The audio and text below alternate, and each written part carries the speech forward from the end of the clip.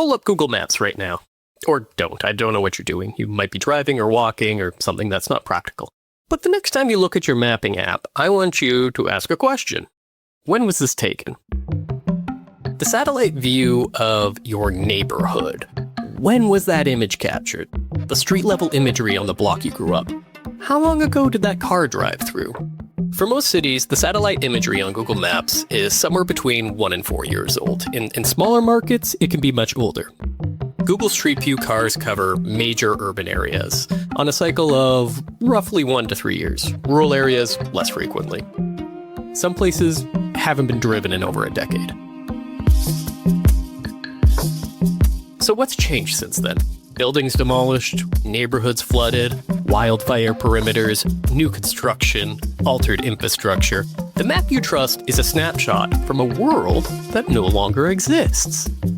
And for most everyday purposes, finding a restaurant, getting driving directions, that's fine. But for industries that use spatial data to make expensive decisions, the staleness problem is significant, and it's growing, and until recently, it was unsolvable at any reasonable cost.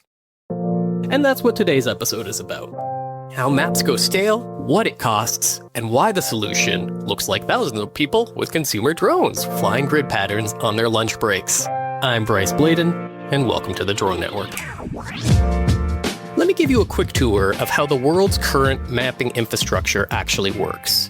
I think most people have a vague sense of it, but I don't think everyone's thought about all the seams here.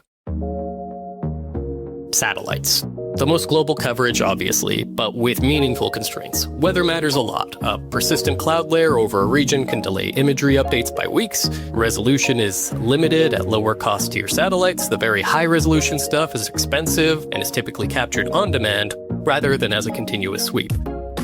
And satellite passes are scheduled. A given location might be captured every few days or every few weeks, depending on the satellite constellation and the orbit. Fixed-wing aircraft. This is actually how the best imagery on Google Maps and Google Earth is still produced.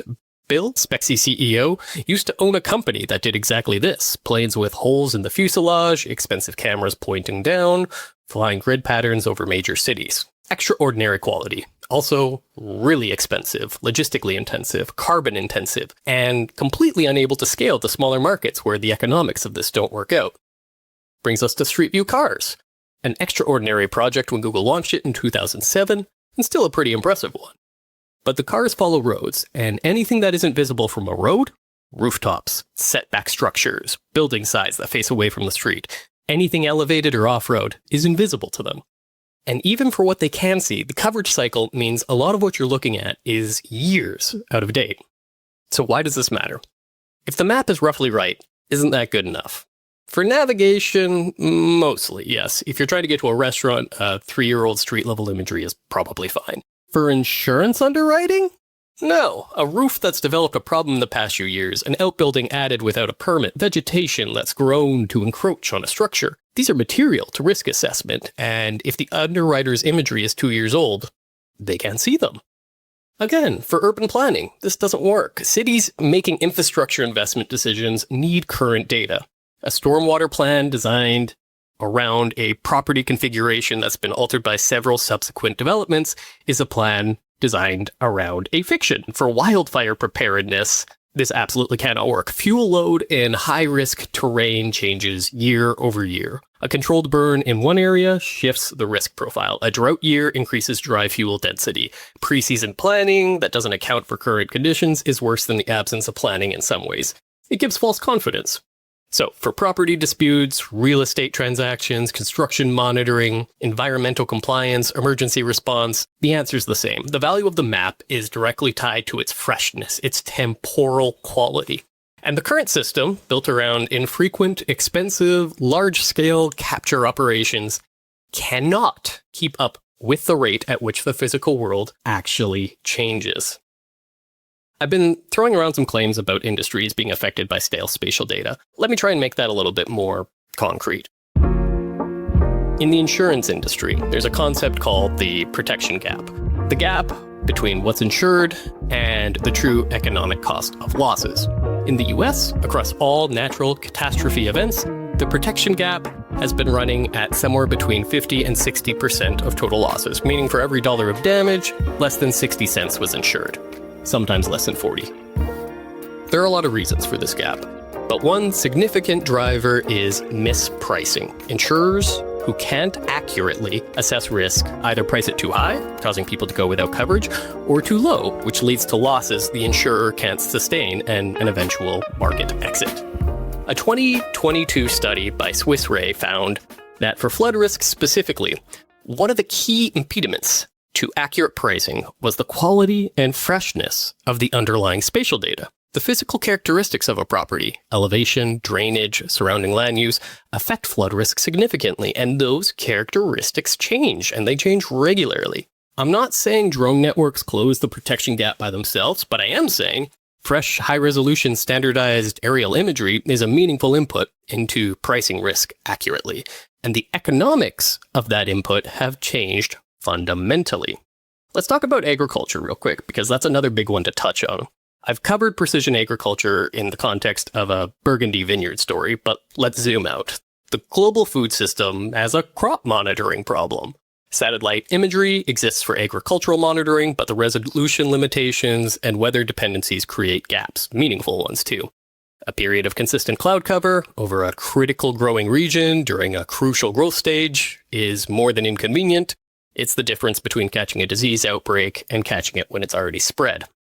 The stress signature imaging that caught vine disease early in that Burgundy story, multi-spectral cameras seeing wavelengths invisible to the human eye, that's not expensive or exotic technology anymore. It's available on consumer-adjacent drone platforms. And the variable here isn't the imaging capability itself, it's the freshness and frequency of the capture. A farm that can fly a multi-spectral pass every week during critical periods and compare stress signatures over time is operating with a fundamentally different information set than a farm relying on satellite passes that might be delayed by weather or limited in resolution. And this difference compounds. Early detection means targeted treatment. Targeted treatment means less pesticide. Less pesticide means lower costs, less environmental impact, and, in regulated markets, fewer compliance headaches. The value of fresh data isn't just the information itself, it's what you can do earlier because you had the information. So, if the freshness problem is real and costs are significant, why hasn't it been solved? The answer isn't technology, the answer is economics. Satellites work at a global scale, but not at the resolution or update frequency that high-value applications need. Aircraft work at the quality level needed, but cost too much to operate at the frequency needed. Neither model, plane or satellite, scales down to the size of a municipality that needs its utility corridors updated twice a year, or a mid-size insurer that needs current rooftop data on its portfolio. The cost structure of traditional aerial imaging has meant that only large clients with large budgets could afford frequent, high-quality spatial data. Everyone else makes do with stale maps.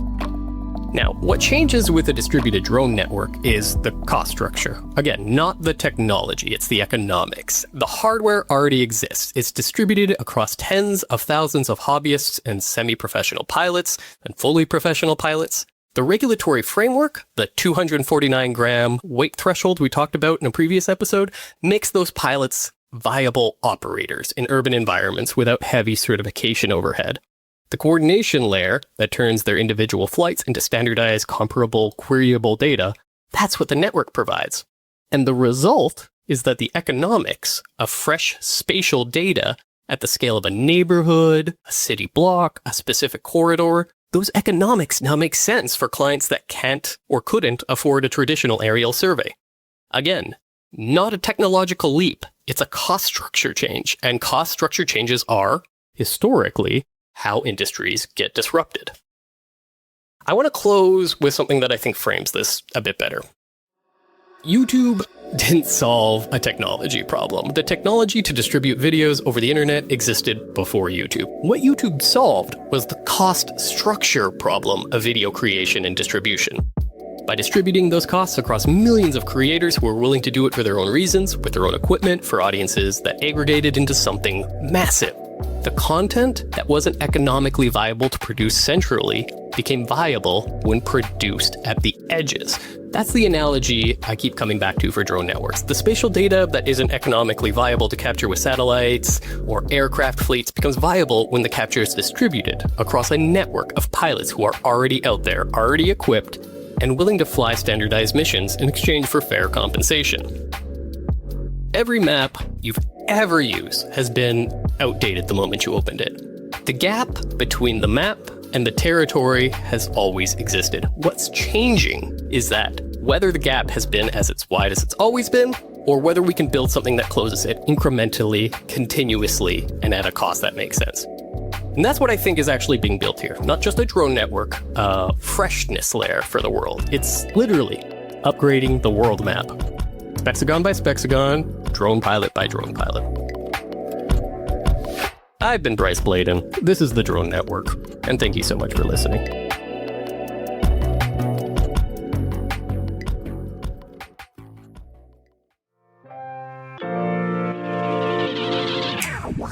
Thanks for being a part of the Drone Network. Subscribe wherever fine podcasts are served to get a new episode every week. And remember to leave us a 5-star review on your podcast app of choice. It helps a lot. Today's show was sponsored by Spexy Geospatial and LairDrone. Learn more about standardized drone imagery built for global scale at spexy.com, that's spexi.com, and lairdrone.org. Thanks again for listening.